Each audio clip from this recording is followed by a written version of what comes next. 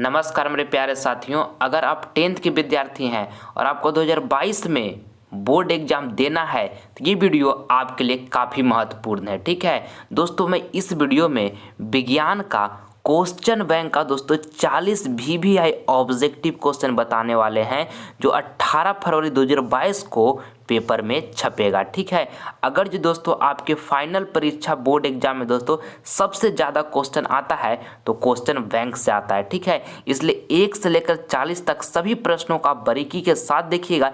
एक भी प्रश्न दोस्तों इस वीडियो का आप स्किप नहीं कीजिएगा। ये वीडियो जो है आपके फाइनल बोर्ड परीक्षा 2022 के लिए दोस्तों काफ़ी महत्वपूर्ण साबित होने वाला है। ठीक है, तो आइए हम बिना टाइम वेस्ट किए हुए इस वीडियो का स्टार्ट कर देते हैं। देखिए पहला प्रश्न, विद्युत बल्ब का फिलामेंट निम्न में से किस धातु का बना होता है। दोस्तों वेरी इंपॉर्टेंट प्रश्न है आपके बोर्ड एग्जाम के लिए। ऑप्शन ए में लिखा है तांबा, बी में लिखा है टंगस्टन, सी में लिखा है सीसा और डी में लिखा है नाइक्रोम। आपको बताना है दोस्तों कि विद्युत बल्ब का फिलामेंट निम्न में से किस धातु का बना होता है। जो पीला वाला बल्ब होता है दोस्तों वो किस, उसका जो फिलामेंट होता है वो किस धातु का बना होता है, तो टंगस्टन का बना होता है दोस्तों। ऑप्शन नंबर यहाँ पे बी जो होगा बिल्कुल करेक्ट आंसर हो जाएगा। ठीक है, देखिए विद्युत हीटर का जो कुंडली होता है दोस्तों वो नाइक्रोम का बना होता है। ठीक है, साथ में आपको याद रखना है। आइए अगला प्रश्न हम देखते हैं। दूसरा नंबर आपको बताना है इसमें कि सोना की परमाणु संख्या क्या है। दोस्तों आपको बताना है दूसरा नंबर प्रश्न में कि सोना की परमाणु संख्या है, तो दोस्तों सोना की परमाणु संख्या जो है 79 है। ठीक है, आपको इसको याद रखना है। ऑप्शन नंबर यहाँ पे सी जो होगा बिल्कुल राइट आंसर हो जाएगा। आइए अगला प्रश्न हम देख लेते हैं। तीसरा नंबर, निम्न में से ऑक्सीकरण की क्रिया नहीं है। दोस्तों आपको बताना है कि निम्न में से कौन ऑक्सीकरण की क्रिया नहीं है। ऑप्शन ए में लिखा हुआ दहन, बी में लिखा है श्वसन, देखिए सी में लिखा है भोजन का पचना, डी में लिखा है अवक्षेपण। तो दोस्तों बताना है कि निम्न में से कौन ऑक्सीकरण की क्रिया नहीं है। तो अवक्षेपण जो है दोस्तों ऑक्सीकरण की क्रिया नहीं है। ऑप्शन नंबर यहाँ पे डी जो होगा बिल्कुल करेक्ट आंसर हो जाएगा। आइए अगला प्रश्न हम देख लेते हैं। चौथा नंबर, सौर सेल बनाने के लिए किसका उपयोग किया जाता है। काफ़ी महत्वपूर्ण प्रश्न है दोस्तों। ऑप्शन ए में लिखा है लोहा, बी में लिखा है सिलिकॉन, सी में लिखा है तांबा और डी में लिखा है चांदी। तो आपको बताना है दोस्तों ये प्रश्न में कि सौर सेल बनाने के लिए किसका उपयोग किया जाता है, तो सिलिकॉन को किया जाता है दोस्तों। ठीक है, ऑप्शन नंबर यहाँ पे बी जो होगा हमारा बिल्कुल करेक्ट आंसर हो जाएगा। आइए अगला प्रश्न हम देख लेते हैं। पाँचवा नंबर, RBC की जीवन अवधि होती है। दोस्तों काफ़ी महत्वपूर्ण प्रश्न है। ऑप्शन ए में लिखा है 120 दिन, बी में लिखा हुआ 180 दिन, सी में लिखा है 280 दिन और डी में लिखा है 220 दिन। तो आपको बताना है कि RBC की जीवन अवधि होती है तो 120 दिन होती है दोस्तों। आपको इसको याद रखना है। ऑप्शन नंबर ए जो होगा हमारा बिल्कुल करेक्ट आंसर हो जाएगा। ठीक है, चलिए अगला प्रश्न हम देख लेते हैं। अगला प्रश्न दोस्तों हमारा यहाँ पे 6 नंबर है, सौर सेल सौर ऊर्जा को रूपांतरित करते हैं। ऑप्शन ए में लिखा हुआ है प्रकाश ऊर्जा में, बी में लिखा है दोस्तों गतिज ऊर्जा में, सी में लिखा हुआ है ताप ऊर्जा में, डी में लिखा है विद्युत ऊर्जा में। तो आपको दोस्तों छठा नंबर प्रश्न में बताना है कि सौर सेल सौर ऊर्जा को रूपांतरित करते हैं तो विद्युत ऊर्जा में करते हैं दोस्तों। आपको इसको याद रखना है। ऑप्शन नंबर डी यहाँ पे हमारा बिल्कुल करेक्ट आंसर हो जाएगा। आइए अगला प्रश्न हम देख लेते हैं। 7 नंबर, अम्लीय वर्षा के जल का pH मान होना चाहिए। ऑप्शन ए में लिखा हुआ है 5.6, बी में लिखा है 5.6 से कम, और देखिए सी में लिखा हुआ 5.6 से अधिक, डी में लिखा हुआ 7.0। तो आपको दोस्तों 7 नंबर प्रश्न में बताना है कि अम्लीय वर्षा के जल का pH मान होना चाहिए तो दोस्तों 5.6 से कम होना चाहिए। ठीक है, ऑप्शन नंबर यहाँ पे बी जो होगा बिल्कुल करेक्ट आंसर हमारा हो जाएगा। ठीक है, आइए अगला प्रश्न अब हम देख लेते हैं।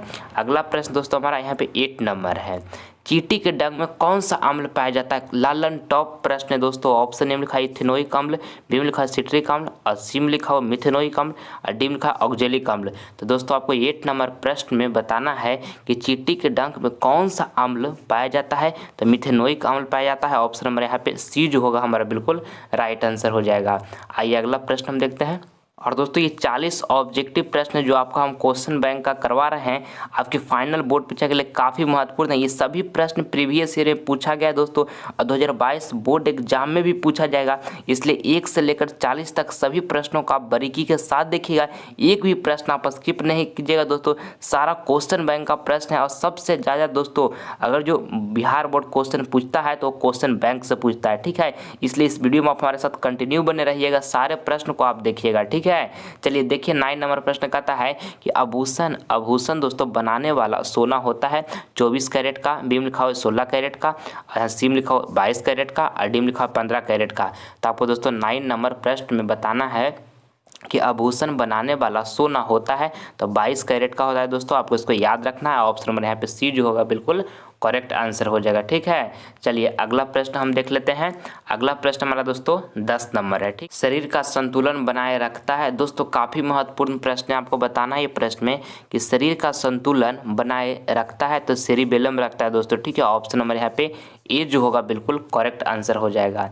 आइए अगला प्रश्न हम देख लेते हैं 11 नंबर। किशोरावस्था में होने वाले शारीरिक परिवर्तन का कारण है, ऑप्शन ए में लिखा हुआ है टेस्टोस्टेरोन, और बी में लिखा है एस्ट्रोजन दोस्तों, और डी में लिखा है थायरॉक्सिन, और डी में लिखा है ए और बी दोनों। तो आपको बताना है दोस्तों ये प्रश्न में कि किशोरावस्था में होने वाले शारीरिक परिवर्तन का कारण है तो टेस्टोस्टेरोन भी है दोस्तों और एस्ट्रोजन भी है, ठीक है। यानी कि हमारा राइट आंसर जो होगा ए और बी दोनों। ऑप्शन नंबर यहाँ पे डी जो होगा दोस्तों बिल्कुल हमारा करेक्ट आंसर होगा, ठीक है।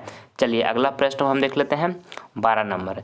जब किसी चालक तार विद्युत धारा प्रवाहित होती है तो गतिशील कण क्या है, ऑप्शन लिखा है परमाणु, बी में लिखा है आयन, सी में लिखा है प्रोटॉन और डी में लिखा है इलेक्ट्रॉन। तो दोस्तों आपको बताना है ये प्रश्न में कि जब किसी चालक तार विद्युत धारा प्रवाहित होती है तो गतिशील कण क्या है, तो गतिशील कण दोस्तों इलेक्ट्रॉन है, ठीक है। ऑप्शन नंबर यहाँ पे डी जो होगा आपका बिल्कुल करेक्ट आंसर हो जाएगा। आइए अगला प्रश्न हम देख लेते हैं 13 नंबर। निम्नलिखित में कौन संवहन ऊतक है दोस्तों, ऑप्शन ए में लिखा हुआ है एपिडर्मिस, बी में लिखा हुआ है फ्लोएम, और देखिए सी में लिखा हुआ है जाइलम, और डी में लिखा हुआ है बी एवं सी दोनों। तो आपको बताना है दोस्तों ये प्रश्न में कि निम्नलिखित में कौन संवहन ऊतक है। तो देखिए जाइलम भी है दोस्तों, यहाँ जाइलम भी है दोस्तों और फ्लोएम भी है, फ्लोएम और जाइलम दोनों है। तो राइट आंसर जो होगा बी सी दोनों। ऑप्शन नंबर यहाँ पे डी जो होगा हमारा बिल्कुल करेक्ट आंसर होगा, ठीक है, आपको ध्यान में रखना है। आइए अगला प्रश्न हम देखते हैं 14 नंबर। ओम का नियम है दोस्तों, आपको बताना है कि ओम का नियम है। तो दोस्तों ओम का नियम क्या है, भी इक्वल टू दोस्तों आई आर है, ठीक है। आपको इसको याद रखना है अच्छे तरीके से। तो देखिए ऑप्शन नंबर ए में दिया हुआ भी equal to I R, option number A यहाँ पे हमारा बिल्कुल करेक्ट आंसर हो गया। आइए अगला प्रश्न हम देखते हैं 15 नंबर। ऊर्जा का ए स्थायी मात्रक होता है, ऑप्शन ए में लिखा है दोस्तों कैलोरी, बी में लिखा है जूल, सी में लिखा है ताप और डी में लिखा हो इनमें से कोई नहीं। तो आपको 15 नंबर प्रश्न में बताना है कि ऊर्जा का ए स्थायी मात्रक होता है तो ताप होता है, आपको इसको याद रखना है। ऑप्शन नंबर सी जो होगा बिल्कुल करेक्ट आंसर हो जाएगा। आइए अगला प्रश्न हम देख लेते हैं। अगला प्रश्न दोस्तों हमारा 16 नंबर है। आमीटर का प्रतिरोध होता है, ऑप्शन ए में लिखा है छोटा, बी में लिखा है बड़ा और सी में लिखा हुआ बहुत छोटा और यहाँ डी में लिखा हुआ इनमें से कोई नहीं। तो दोस्तों आपको ये 16 नंबर प्रश्न में बताना है कि आमीटर का दोस्तों प्रतिरोध होता है तो बहुत छोटा होता है, आपको इसको अच्छे तरीके से याद रखना है, आपके बोर्ड एग्जाम के लिए काफ़ी महत्वपूर्ण है। ऑप्शन नंबर सी दोस्तों यहाँ पे हमारा बिल्कुल राइट आंसर हो गया, ठीक है। और दोस्तों अगर जो आप अभी तक हमारे यूट्यूब चैनल GTM क्लासेस को दोस्तों सब्सक्राइब नहीं किए हैं तो प्लीज़ आप इस चैनल को सब्सक्राइब कर ले। इससे आपको फ़ायदा क्या होगा दोस्तों कि जब हम लाइव क्लास आएंगे तो इसका नोटिफिकेशन सबसे पहले आपको प्राप्त होगा, ठीक है।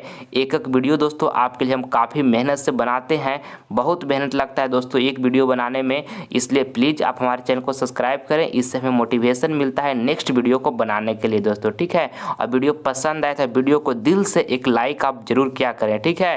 और अपने दोस्तों के पास वीडियो को शेयर करें दोस्त, क्योंकि एक शेयर आपकी किसी की ज़िंदगी बदल सकता है। जो विद्यार्थी पढ़ने में कमज़ोर हैं उनके पास ये वीडियो शेयर करें ताकि इस वीडियो के देखने से दोस्तों उनके नॉलेज कुछ बढ़े और वो फाइनल बोर्ड परीक्षा में अपना बेस्ट दे सके, ठीक है। अभी तक सब्सक्राइब नहीं किए हैं तो रेड बटन दबाइए और जल्द GTM क्लासेस को सब्सक्राइब कीजिए। देखिए अब हम देखते हैं 16 नंबर प्रश्न हो चुका है। अब हम देख लेते हैं 17 नंबर प्रश्न। कहता है कि 1 मिली एम्पियर बराबर होता है, दोस्तों आपको इसको याद रखना है प्रश्न को, ठीक है, काफ़ी महत्वपूर्ण है। 1 मिली एम्पियर बराबर 10⁻³ एम्पियर होता है, ठीक है। ऑप्शन नंबर यहाँ पे ए जो होगा बिल्कुल हमारा राइट आंसर हो जाएगा, ठीक है। चलिए अगला प्रश्न हम देख लेते हैं 18 नंबर। दांतों को साफ करने के लिए दंत मंजन दोस्तों टूथपेस्ट प्राय होता है। ऑप्शन ए में लिखा है क्षारीय, बी में लिखा है अम्लीय, सी में लिखा है लवण युक्त और डी में लिखा है इनमें से कोई नहीं। तो आपको बताना है दोस्तों ये प्रश्न में कि दांतों को साफ करने के लिए दंत मंजन टूथपेस्ट प्राय होता है तो क्षारीय होता है दोस्तों, आपको इसको याद रखना है। ऑप्शन नंबर यहाँ पे ए जो होगा बिल्कुल करेक्ट आंसर हो जाएगा, ठीक है। और क्षारीय विलीन का दोस्तों पीएच मान जो होता है क्या होता है 7 से अधिक होता है, ठीक है। और अम्लीय विलीन का जो पीएच मान होता है दोस्तों वो क्या होता है 7 से कम होता है, ठीक है। और दोस्तों उदासीन विलीन का जो पीएच मान होता है वो 7 के बराबर होता है, आपको इसको भी ध्यान में रखना है। आइए अगला प्रश्न हम देखते हैं 19 नंबर। प्लास्टर ऑफ पेरिस का रासायनिक सूत्र है, काफ़ी महत्वपूर्ण प्रश्न है दोस्तों, आपको बताना है ये प्रश्न में कि प्लास्टर ऑफ पेरिस का रासायनिक सूत्र है तो CaSO4 इंटू हाफ H2 है दोस्तों, आपको इसको याद रखना है।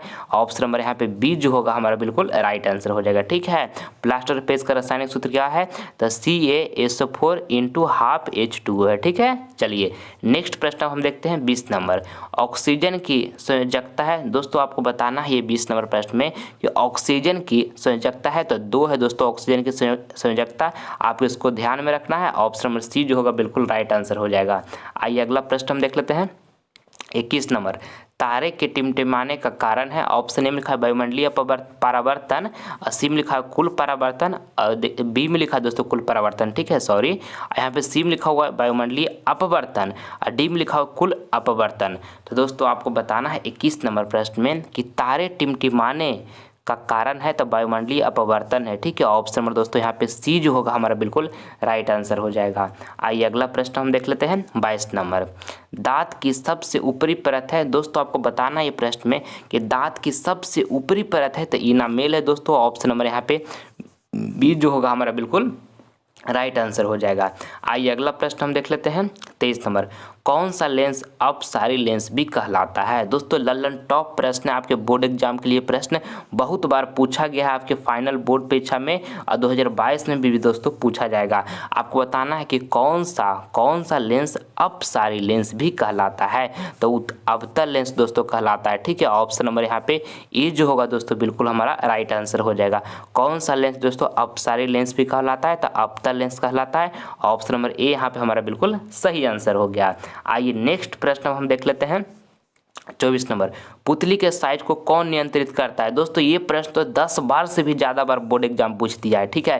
और 2022 बोर्ड में भी पेपर में जाकर छपेगा। आपको बताना है, देखिए ऑप्शन में लिखा है पक्षमा भी, और बी में लिखा परितारिका, सी में लिखा नेत्र लेंस और डी में लिखा रेटिना यानी कि दृष्टि पटल। तो दोस्तों आपको बताना है प्रश्न में कि पुतली के साइज को कौन नियंत्रित करता है तो परितारिका करता है दोस्तों। ऑप्शन नंबर यहाँ पे बी जो होगा हमारा बिल्कुल राइट आंसर हो जाएगा, ठीक है। और दोस्तों मानव नेत्र का किसी वस्तु का प्रतिबिंब नेत्र के किस भाग पर बनता है तो रेटिना पर बनता है दोस्तों, जिसको दृष्टि पटल बोलते हैं, ठीक है। किसी वस्तु का जो प्रतिबिंब होता है दोस्तों नेत्र का कौन सा भाग पर बनता है रेटिना पर, जिसको दृष्टि पटल बोलते हैं। ये आपको याद में रखना है, बोर्ड एग्जाम में पूछता है इसको, ठीक है। देखिए 25 नंबर प्रश्न कहता है मानव आहार नाल का सबसे लंबा भाग है तो छोटी आंत है दोस्तों, आपको इसको याद रखना है। ऑप्शन नंबर यहाँ पे बी जो होगा हमारा बिल्कुल राइट आंसर हो जाएगा। आइए अगला प्रश्न हम देख लेते हैं 26 नंबर।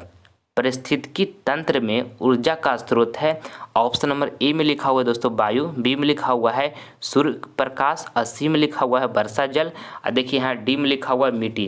तो आपको बताना है दोस्तों कि पारिस्थितिकी तंत्र में ऊर्जा का स्रोत है तो सूर्य प्रकाश से दोस्तों, ठीक है। ऑप्शन नंबर यहाँ पे बी जो होगा हमारा बिल्कुल ऑप्शन नंबर बी हमारा राइट आंसर हो गया यहाँ पे, ठीक है। चलिए अगला प्रश्न हम देख लेते हैं।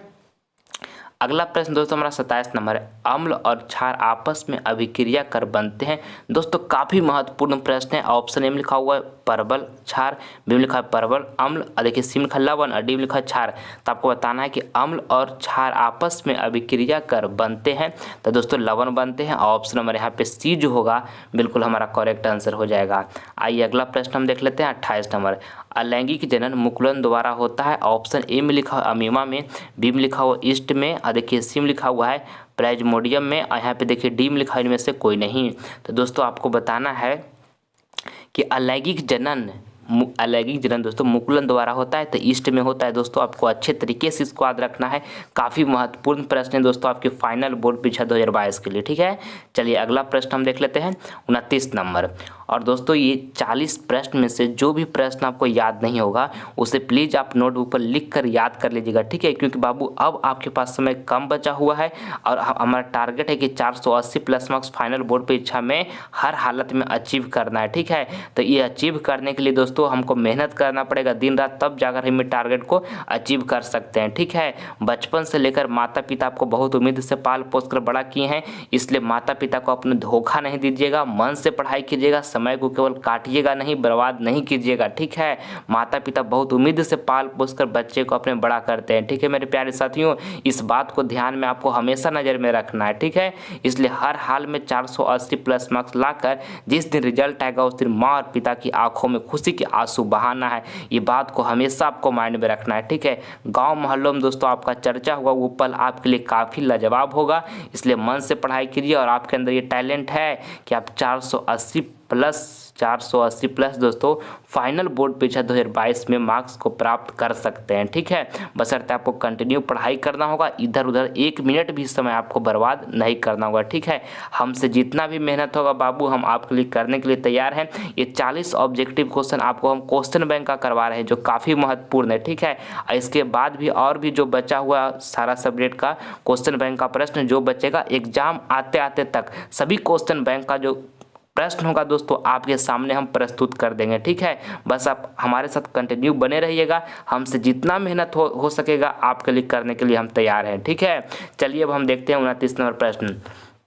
कहता है कि पुष्प का कौन सा भाग फल बनता है। ऑप्शन ए में लिखा हुआ है परागकोश, बी में लिखा हुआ है वर्तिकाग, देखिए सी में लिखा हुआ है वर्तिका और डी में लिखा हुआ है अंडाशय। तो दोस्तों आपको बताना है कि पुष्प का कौन सा भाग फल बनता है, तो अंडाशय बनता है, ठीक है। ऑप्शन नंबर यहाँ पे डी जो होगा हमारा बिल्कुल राइट आंसर हो जाएगा। आइए अगला प्रश्न हम देख लेते हैं। अगला प्रश्न हमारा 30 नंबर है। विद्युत आवेश का ए स्थायी मात्रक है। ऑप्शन ए में लिखा हुआ वोल्ट, बी में लिखा हुआ ओम, सी में लिखा है जूल और डी में लिखा हुआ कूलम। तो आपको दोस्तों ये 30 नंबर प्रश्न में बताना कि विद्युत आवेश का ए स्थायी मात्रक होता है, तो दोस्तों कूलम होता है। ऑप्शन नंबर यहाँ पे डी जो होगा हमारा बिल्कुल करेक्ट आंसर हो जाएगा, ठीक है। अब देखिए विभवांतर का ऐसा मात्रक वोल्ट होता है, आपको इसको याद रखना है, ठीक है। और प्रतिरोध का ऐसा मात्रक ओम होता है और कार्य का ऐसा मात्रक जूल होता है, ठीक है। इसको तीनों का आपको, ये चारों का कूलम जो विद्युत आवेश का ऐसा मात्रक कूलम हुआ, ये चारों का आपको याद रखना है, आपके बोर्ड एग्जाम में बार बार पूछे जाते हैं, ठीक है। चलिए अगला प्रश्न हम देख लेते हैं 31 नंबर। भारत में उत्पादित प्रतिवर्ती विद्युत धारा की आवृत्ति है। दोस्तों काफ़ी महत्वपूर्ण प्रश्न है आपके बोर्ड एग्जाम के लिए, ठीक है। बहुत बार ये एग्जाम में पूछा गया है। आपको बताना कि भारत में उत्पादित प्रतिवर्ती विद्युत धारा की आवृत्ति है तो 50 हर्ट्ज है दोस्तों, ठीक है। ऑप्शन नंबर यहाँ पे ये जो होगा हमारा बिल्कुल राइट आंसर हो जाएगा। आइए अगला प्रश्न हम देख लेते हैं 32 नंबर। घरेलू विद्युत परिपथ में उदासीन तार का रंग होता है। ऑप्शन ए में लिखा हुआ लाल, बी में लिखा हुआ है हरा, सी में लिखा हुआ काला और डी में लिखा हुआ पीला। तो आपको बताना है दोस्तों कि घरेलू विद्युत परिपथ में उदासीन तार का रंग होता है तो काला होता है दोस्तों, आपको इसको ध्यान में रखना है। ऑप्शन नंबर सी यहाँ पे हमारा बिल्कुल करेक्ट आंसर हो गया, ठीक है।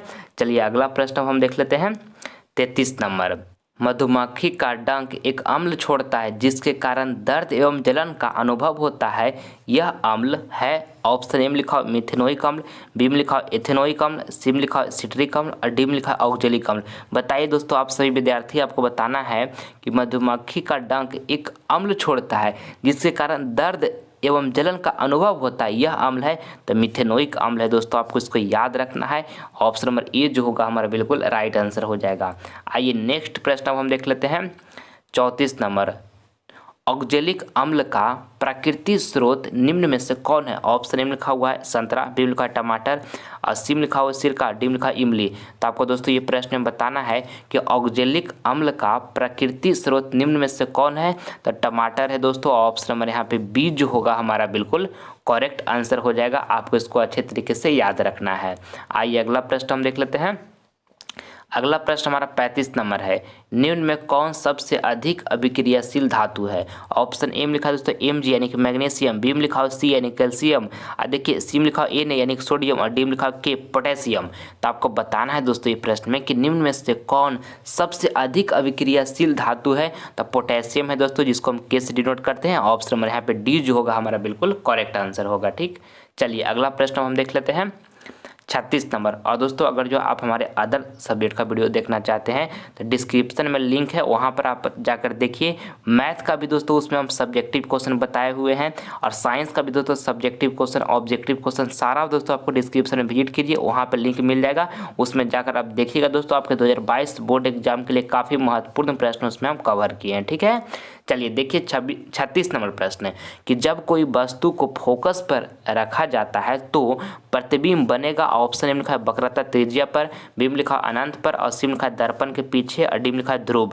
तो आपको दोस्तों ये 36 नंबर प्रश्न में बताना है कि जब कोई वस्तु को फोकस पर रखा जाता है तो प्रतिबिंब बनेगा तो अनंत पर बनेगा। ठीक है, ऑप्शन नंबर यहाँ पे बी जो होगा हमारा बिल्कुल राइट आंसर हो जाएगा। ठीक है, चलिए अगला प्रश्न हम देख लेते हैं 37 नंबर, धारा मापने में किसका उपयोग होता है? काफ़ी महत्वपूर्ण प्रश्न है दोस्तों आपके फाइनल बोर्ड परीक्षा 2022 के लिए। ये दोस्तों बोर्ड परीक्षा 2022 में 100% जाकर पेपर में ये प्रश्न छपेगा। ठीक है, आपको बताना है कि धारा मापने में किसका उपयोग होता है? तो एमीटर का होता है। ऑप्शन नंबर यहाँ पर ए जो होगा हमारा बिल्कुल करेक्ट आंसर हो जाएगा। ठीक है, चलिए अगला प्रश्न हम देख लेते हैं 38 नंबर, डायनेमो आंतरिक ऊर्जा को किस ऊर्जा में परिवर्तन करता है? ऑप्शन ए में लिखा है ध्वनि ऊर्जा, बी में लिखा है विद्युत ऊर्जा, सी में लिखा है सौर ऊर्जा, डी में लिखा है इनमें से कोई नहीं। तो 38 नंबर प्रश्न में दोस्तों आपको बताना है कि डायनेमो दोस्तों यांत्रिक ऊर्जा को किस ऊर्जा में परिवर्तन करता है? तो विद्युत ऊर्जा में परिवर्तन करता है। ठीक है, ऑप्शन नंबर यहाँ पे जो बी होगा हमारा बिल्कुल राइट आंसर हो जाएगा। ठीक है, चलिए अगला प्रश्न हम देख लेते हैं 39 नंबर, विद्युत धारा उत्पन्न करने की युक्ति को कहते हैं। ये भी प्रश्न दोस्तों 10 बार से ज़्यादा बार बोर्ड एग्जाम में पूछा गया है, और 2022 बोर्ड में भी पूछा जाएगा। आपको बताना है कि विद्युत धारा उत्पन्न करने की युक्ति को कहते हैं तो जनित्र कहते हैं दोस्तों। ऑप्शन नंबर यहाँ पे ए जो होगा हमारा बिल्कुल राइट आंसर हो जाएगा। आइए अगला प्रश्न हम देख लेते हैं 40 नंबर, अवतल दर्पण की फोकस दूरी उसकी वक्रता त्रिज्या की काफ़ी महत्वपूर्ण प्रश्न है। ऑप्शन ए में लिखा है दुगनी होती है, बी में लिखा है बराबर होती है, सी में लिखा है चौथाई होती है, और डी में लिखा है आधी होती है। तो आपको बताना है दोस्तों कि अवतल दर्पण की फोकस दूरी उसकी वक्रता त्रिज्या की तो आधी होती है दोस्तों। ठीक है, आपको इसको ध्यान में रखना है। ऑप्शन नंबर यहाँ पे डी जो होगा बिल्कुल करेक्ट आंसर हो जाएगा। आइए दोस्तों अगला प्रश्न जो है आपको हम HW का प्रश्न देते हैं, होमवर्क में ये प्रश्न हम दे रहे हैं। ठीक है, सारे विद्यार्थी इसका जवाब जो है कमेंट बॉक्स में दीजिएगा कि इसका राइट आंसर हमारा कौन होगा। ठीक है, देखिए प्रश्न आपका क्या है कि विभवांतर का अस्थायी मात्रक क्या है? ऑप्शन ए में लिखा हुआ है जूल, बी में लिखा हुआ है वाट, और सी में लिखा हुआ है वोल्ट, और डी में लिखा है एम्पियर। तो सारे विद्यार्थी कमेंट बॉक्स में जवाब दीजिएगा, आप सभी विद्यार्थी का हम रिप्लाई जरूर देंगे। ठीक है, और दोस्तों ये 40 ऑब्जेक्टिव प्रश्न जो करवाए हैं आपके फाइनल बोर्ड परीक्षा के लिए काफ़ी महत्वपूर्ण है। ये सभी प्रश्नों को आपको अच्छी तरीके से याद कर लीजिएगा। ठीक है, और वीडियो अगर जो आपको पसंद आया तो इस वीडियो को आप एक दिल से लाइक कर दें, और इस वीडियो को अपने दोस्तों के पास भी शेयर कर दें, ताकि इस वीडियो के माध्यम से आपका दोस्त भी कुछ नॉलेज ग्रहण कर सके। और अगर जो अभी तक आप GTM क्लासेस को सब्सक्राइब नहीं किए हैं तो इस चैनल को आप सब्सक्राइब कर ले, ताकि जब हम लाइव क्लास आए तो इसका नोटिफिकेशन जो होगा सबसे पहले आपको प्राप्त होगा। ठीक है, हर हाल में दोस्तों 480 प्लस मार्क्स फाइनल बोर्ड परीक्षा में लाना है।